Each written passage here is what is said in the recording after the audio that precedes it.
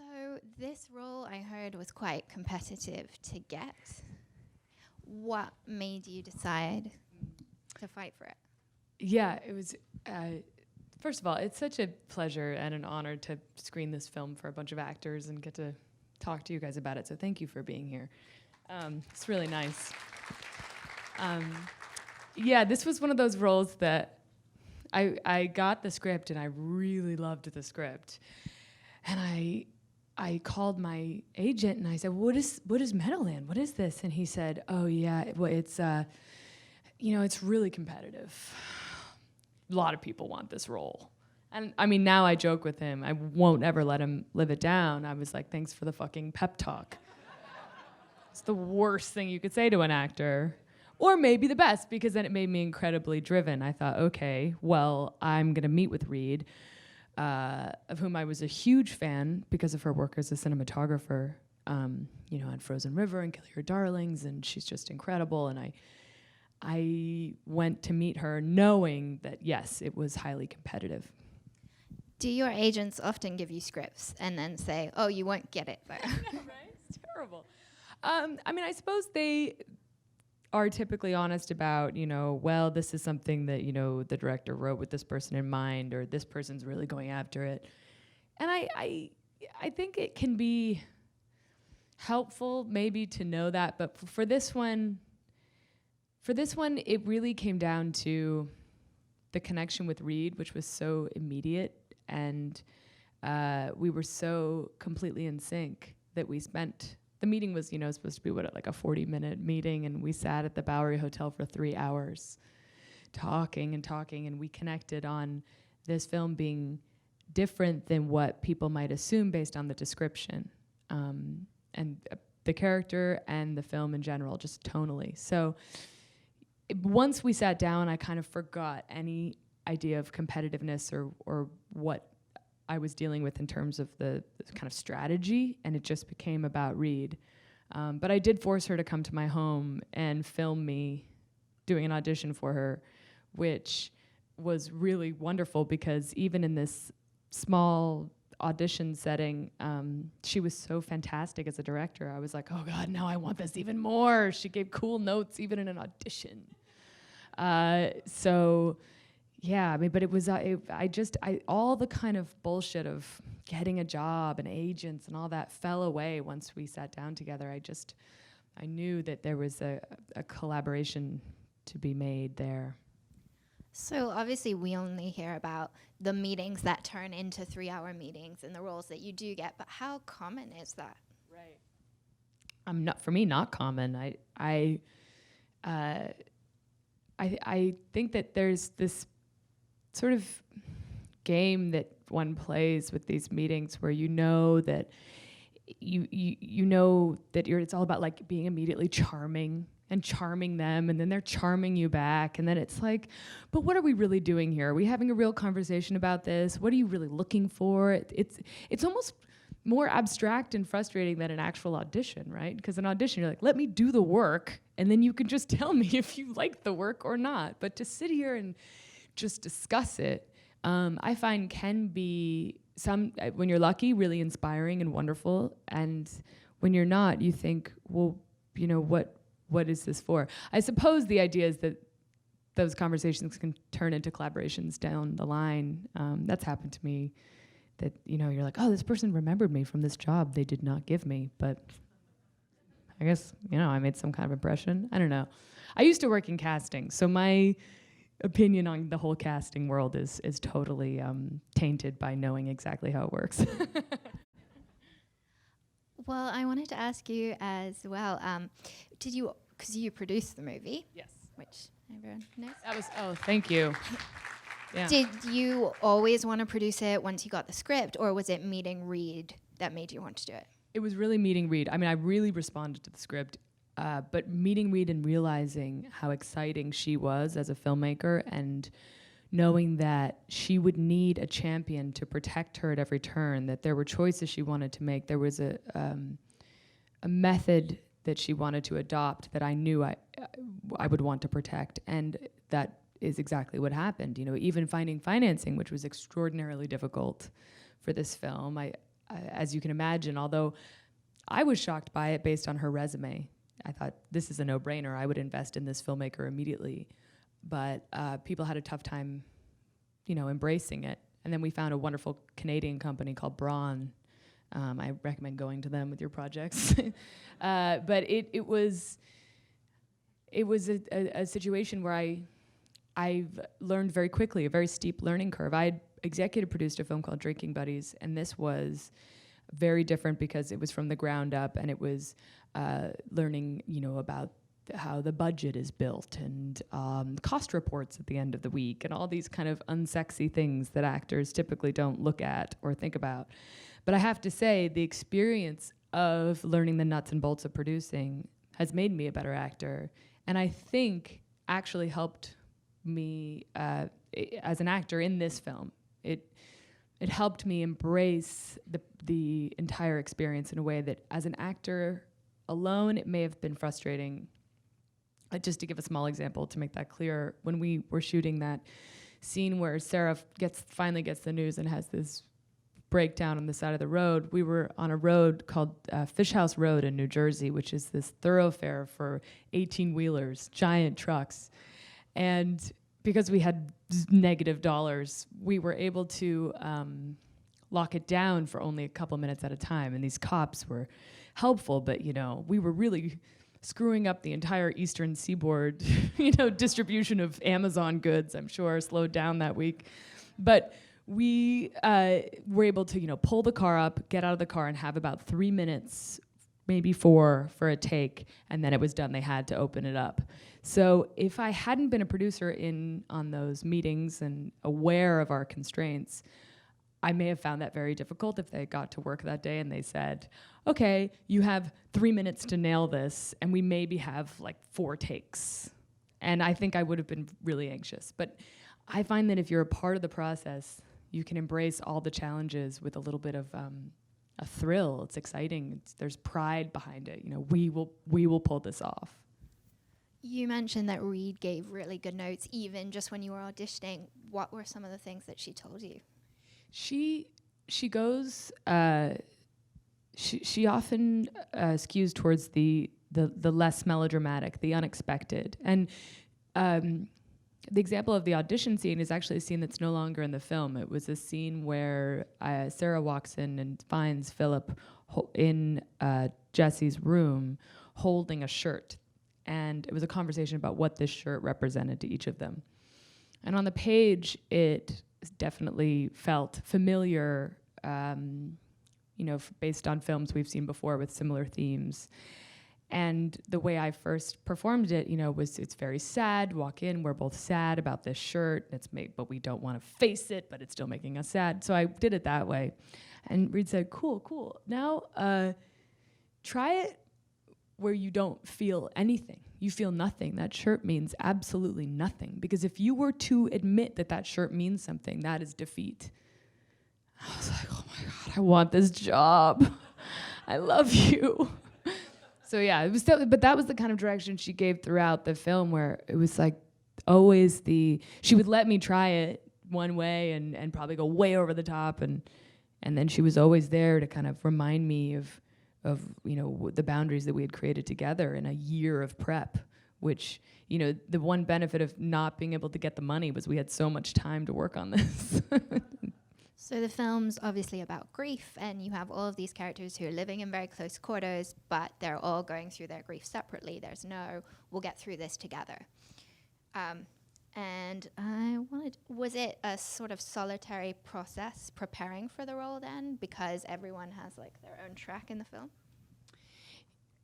Yes, we definitely wanted to kind of do justice to the incredible isolation of grief, and the fact that it is such a different journey for everyone. But I have to say, in prepping it, that Reed and I really developed the character together, so my preparation wasn't very lonely. I think the reason I was able to really reach in there and do it was because I had a partner who was doing it with me. Reed is also a mother, and we would often just sit and talk about the script and cry And then we'd say, no, we can't cry because people think that female producers and directors cry all the time. We can't cry. It'd be tough.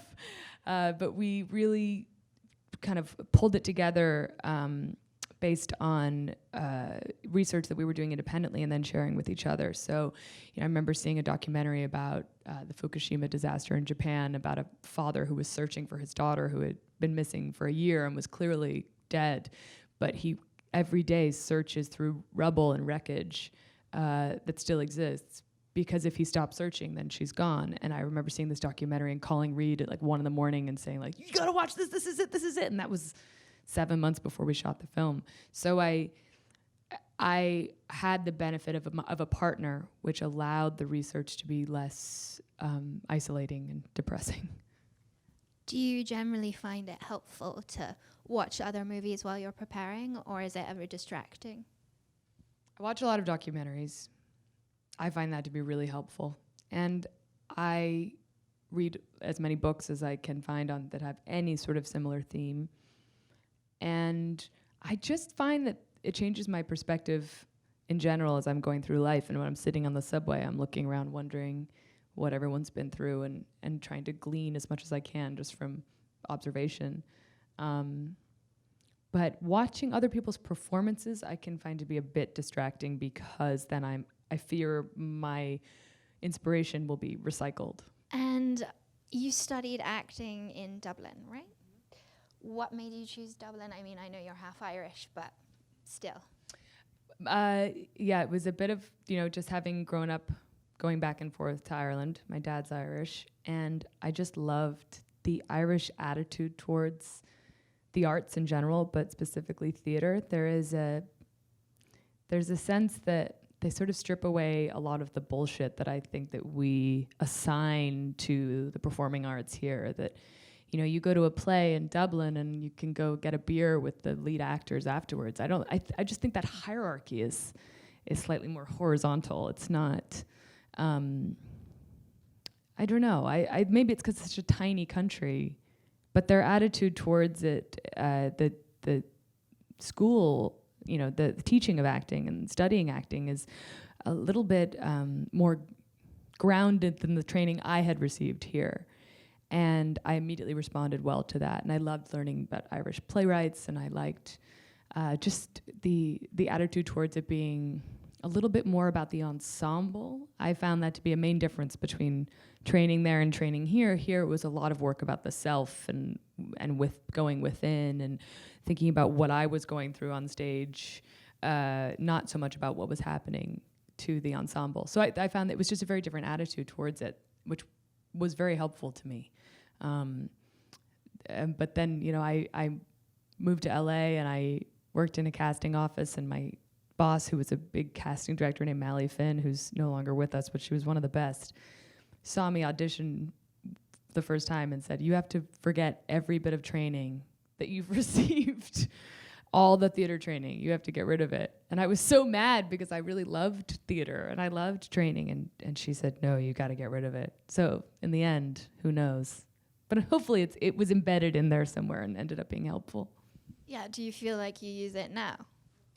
Yeah, I mean, I think that absolutely. I think probably what she was picking up on was the more kind of the surface level, that sort of, the being overly trained in like your speech, just learning to speak very clearly, which was something that I spent lots of time on because I grew up in DC, and I hope this doesn't offend anyone else here from DC, but I think we DC people have a tendency to mumble. It's like, because we're right on the Mason-Dixon line, it's a little bit confusing. Like, are we Southern? We hope not.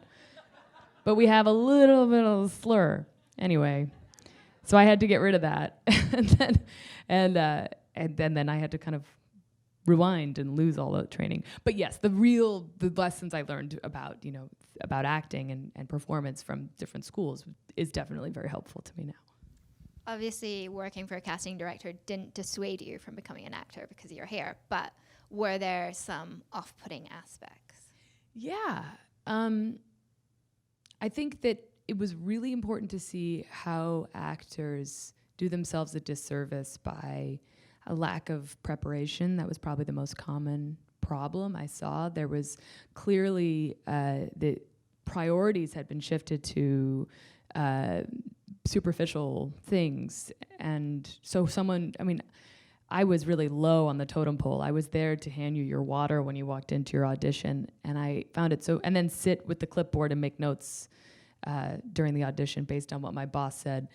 But I would see, these just droves of young women walking in like these teeny, tiny little outfits, and so much energy having been put into their hair and makeup, and then would be staring at the sides like this. And I was like, why? But why? Why not try to learn the material?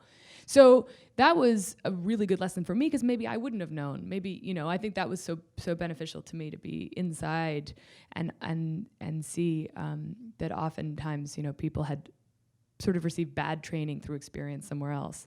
My boss was also notoriously tough, and she would stop people and say, like, why don't you come back when you've done the work? And I'd feel so bad. I'd be like, fine, you need your parking validated. But it was also, good for people to remember, like, yeah, I'm supposed to do the work. It doesn't actually matter that much what I'm wearing. Can you over-prepare for an audition? Yeah, I think that was another thing on the other side of it, that people would come in having over-prepared to the point that they were in no way flexible. She would also do a thing where she would go off book and just throw something at them, and a lot of people would just freeze and then look down and be like, that's not the line. And she was like, I know, you can go. And I was like, oh God. So, but I think the other common thing was people walking in wanting to be so palatable, like so generally appealing that they would make no choices. So that was really, really educational for me as a very young actor to see, like, oh, you're walking in to solve someone's problem. There's also the attitude that everyone's against you when you walk into an audition, when of course we know it's the opposite. They are praying that you are brilliant. No one's rooting for you more than the director. Just like, please be awesome, please be awesome, please be awesome. And people walk in like defensive and feeling judged and quite stiff sometimes. So, that was all really good for me to see. I would spend my lunch hour at work watching VHS tapes, a long time ago, of the best auditions and the worst auditions that Mally had seen, and it was really helpful. How often did people come in character, and is that something that you've ever done? It's funny. Well, people sometimes would come in like in full wardrobe, like in a costume, and that was a little off-putting, like in a surgeon's, like scrubs with like a face mask, and that felt like it didn't do them any favors. But the idea of coming in character, I found the smart people came in ready, once they walked in, ready to focus and relaxed to the point where they were ready to be in character. Mally used to always give the advice that actors should, people like to make a lot of conversation. You're walking in to audition for something insanely dramatic, and you've done a ton of preparation, and then you walk in and they're like, how's the weather out there? How was the drive? Where are you from? And it can be so frustrating because you're like, I'm really in it right now. I'm ready to go. If we could just do this. So she would give the advice to say, like, I'd love to chat after we finish up. So that can be scary for someone to do, but that was a lesson I learned there. That was helpful. Did you ever audition for her? Yeah, I did. It was when she told me that I was terrible and needed to unlearn all my acting training. No, she was it was actually great. We were casting a film called All the Real Girls that David Gordon Green made, and I got to read for that. And then I also eventually became a reader in the office, so I got to read tons of different parts, and that was probably in response to the fact that when Mally read herself, sometimes people would do very strange things. Like, she at this point was a 65-year-old woman, and young male actors would like sit on her lap, kiss her. It was awkward sometimes. I don't think people know what to do. Also, male actors would punch the wall all the time. And we had this wall with dents in it because they turn around and be like, ugh! I'm feeling it. I don't feel like we ever had an actress punch the wall, but maybe I missed that day. Were there quite sort of obvious distinctions between genders in auditions? I did get the sense that the women who came in felt the need to be instantly. I mean, I have to say, while I was working there, we never cast a film while I was there for a female director. So it was always a male director meeting young actresses or different ages of actresses. But I always felt like the women were partly on a date. The men didn't feel like they were on a date.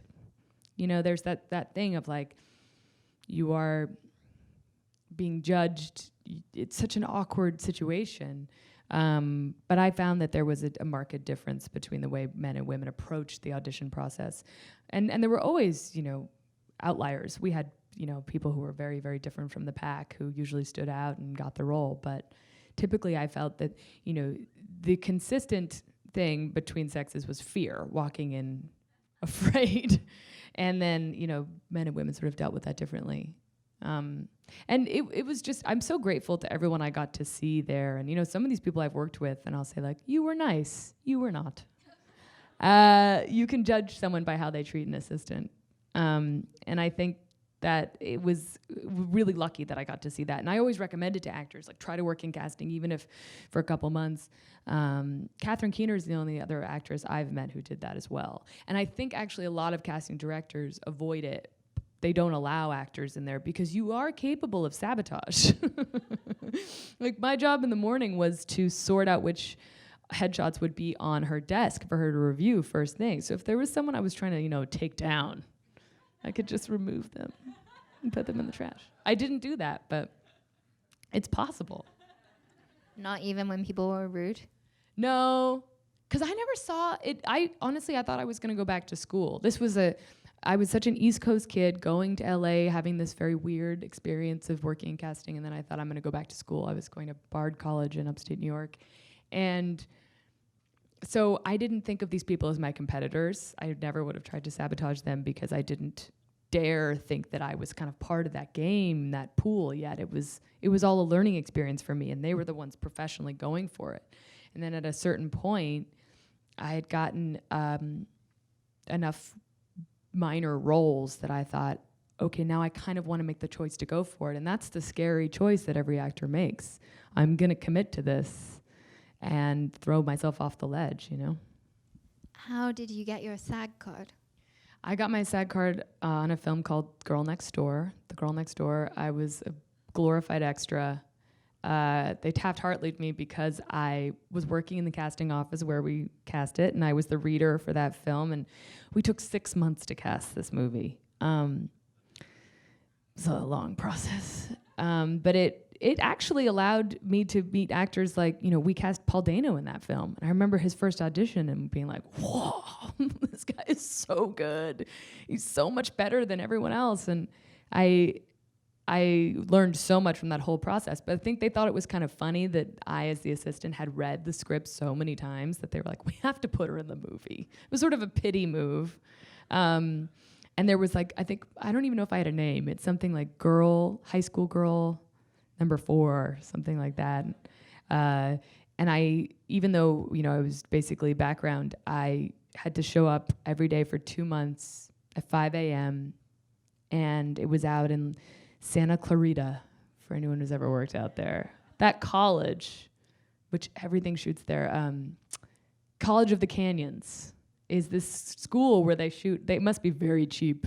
They shoot a lot of movies there where everything's, college or high school movies. And I was there every day, and I remember that drive, that like sickening 4 a.m. feeling when you're driving, and you're like, what is this a real job?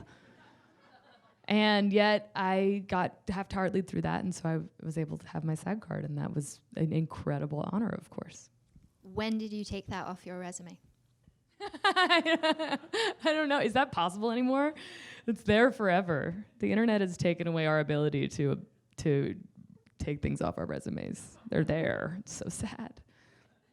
But I'm glad. I think I had a line. So my line, I wish I could remember. It was something about we were buying pot from Timothy Oliphant. So I had to say something about the pot. I don't know.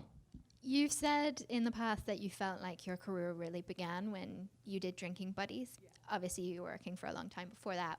Why then?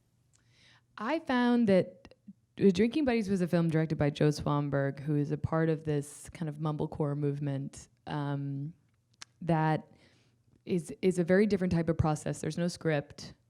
It is entirely improvised based on an outline that the actors never see. So the actors are discovering the scenes as you go along. You know the loose idea of who you're playing and what you're trying to accomplish, but you're discovering it on a day-by-day basis, and often it's evolving as the director gets to know you and the actors.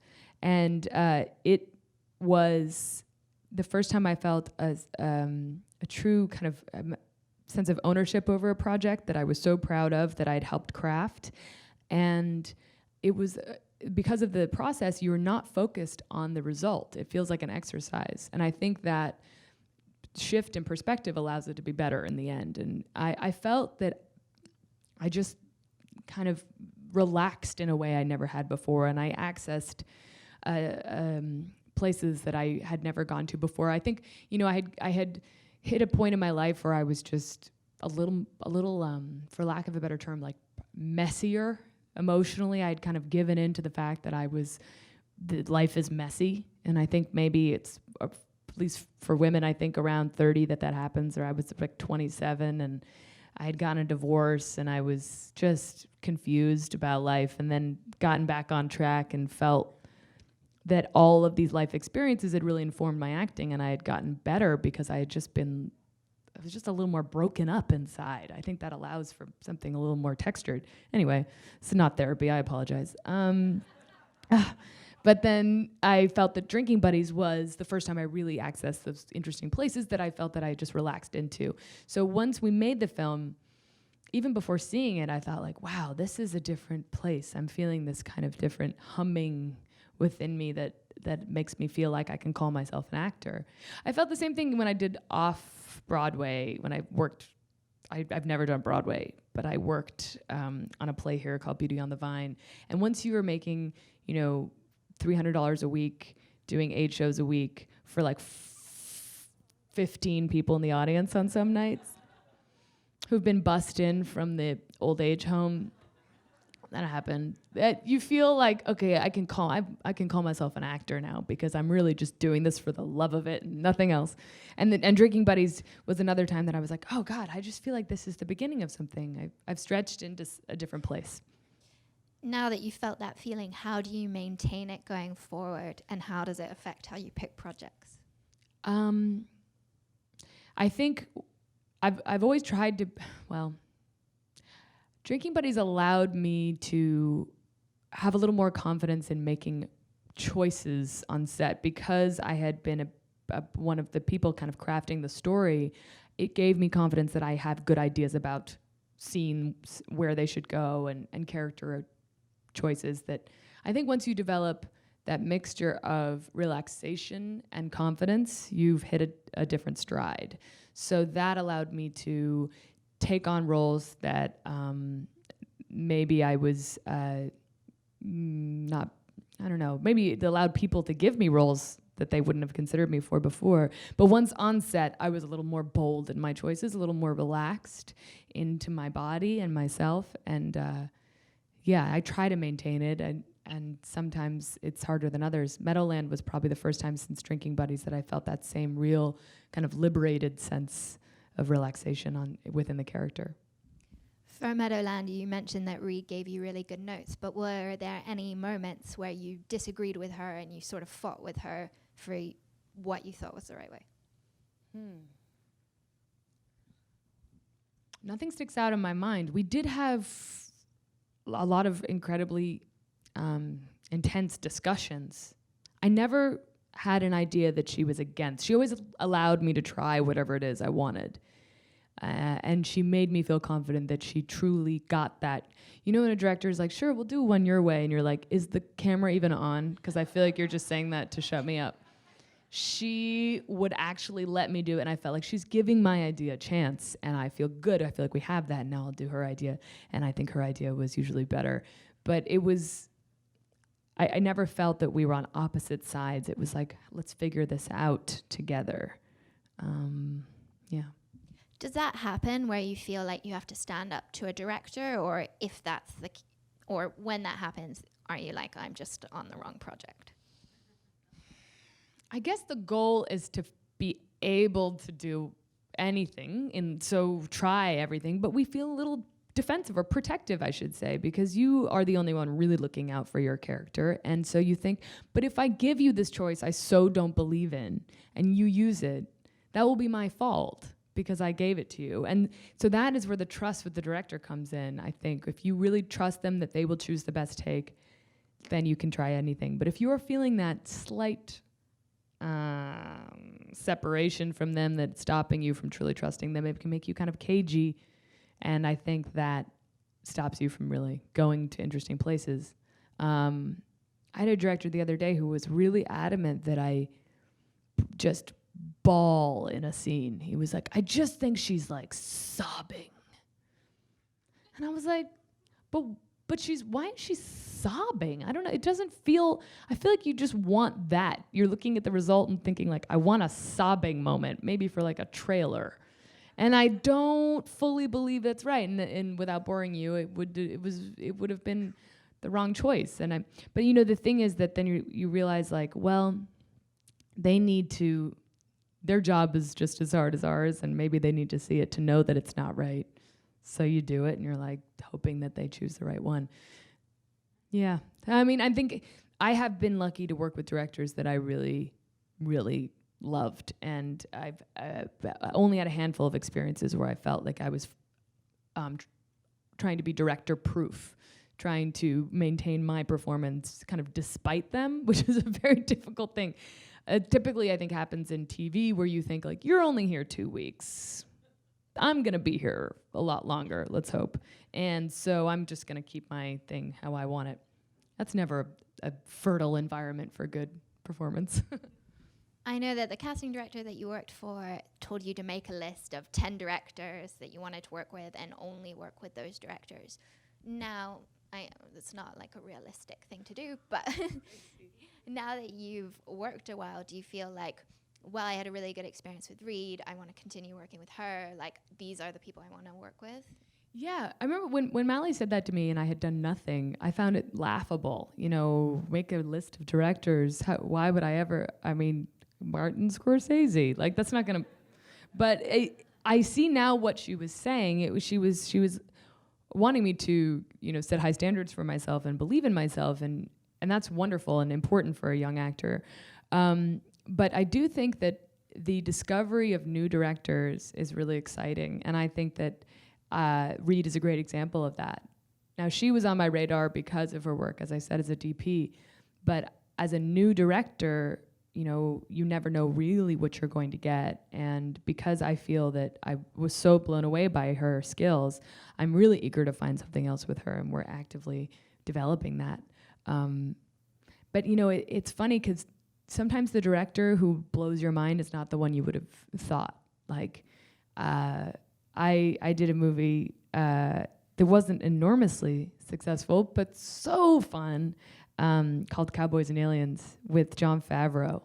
And, you know, the movie, you know, it was what it was, and we did have an awful lot of fun, but Jon Favreau is an incredible director, and that's not someone I would have thought, if you asked me 10 years ago, who are you going to learn so much from? But as an actor turned director, he is just incredibly inspiring on set, and I really, really loved him and learned a lot from him. So yeah, you can't really say, but I suppose if you set your criteria, you know, to make sure this person actually kind of inspires you, then that takes care of those decisions. Swingers didn't really inspire you with plenty of faith. Swingers did. I love Swingers. But I thought, you know, it wasn't that I didn't respect him. I did, and which is why I wanted to do Cowboys and Aliens. But I also just wouldn't have thought of him as like the deeply profound director that he turned out to be just for me. And whether or not we got to exercise that, you know, collaboration in that film, I don't know. But we have time, and he's one of the people I want to swing back and work with again. So I've had that a couple of people. You're working with Reed again on vinyl. Yes. Is that a coincidence? It is a coincidence. It was like the luckiest thing that's ever happened to me. I finished I did the pilot for vinyl and then went right into Meadowland. And then after we were in post for Meadowland, and I got this text out of the blue from Reed. She said, "Oh, by the way, I'm shooting your show." And I was like, "Excuse me? This is the greatest news," because, again, with TV, the directors come and go, but the DP is there. That is your person who's that consistent relationship. And I knew from, other experiences that I really wanted it to be someone I loved. And she is doing such an incredible job. And I have to say, going right into the series, having worked with Reed as a director, and then she was there behind the camera, allowed me to be so immediately relaxed. And I still look to her sometimes when I'll be like, "Is it good? Is it bad? Is it? And the other actors are like, "You guys have a secret language and it's not fair." So we have some questions from the audience. And the first one is from Roxanne. Are you here? Okay. If the director and writer don't give you a backstory, what is the process you use to create one? I think the writer does always give it to you just by writing the script and giving you clues. And then it's your job to connect the dots and get creative and relate it to your own life and real life stories. But you're always given some type of map. And then it's your job to find the treasure. But I find that it's also our job to bring that to the director, and I've done that where I've, in the rehearsal process said, "Okay, I think I figured it out. I think this is where she's from. I think this is what she's been through. What do you think?" And often I find that you're solving problems for them and they're inspired by it. And maybe because they have the entire project to think about, it's helpful for us to do the nitty-gritty surgical work and fill in our characters, and then allow it to kind of inform how the director places them within the larger project. But that must be quite different for television, where, you have your backstory and then they introduce a long-lost brother and you're like, "God damn it, I was an orphan." I know. It's so true. It's a really interesting thing that, you think, God, well, it's not going to make sense. If they look back, 3 seasons earlier, I would have done that scene differently. I would have performed it completely differently had I known we were lovers. And yet the audience projects that onto it if they happen to rewatch the entire season, the entire series, which you're lucky they were doing that. So yeah, it's sort of that problem kind of solves itself by the audience making it work. But yeah, I find that there's something exciting in television if you have a great writer. Like right now I'm working, Terry Winter is the showrunner on vinyl, and he's so good that I feel that I'm in good hands, that I don't know what's happening next, but I'm really excited. And I think that helps take away that anxiety of like, what I need to know more.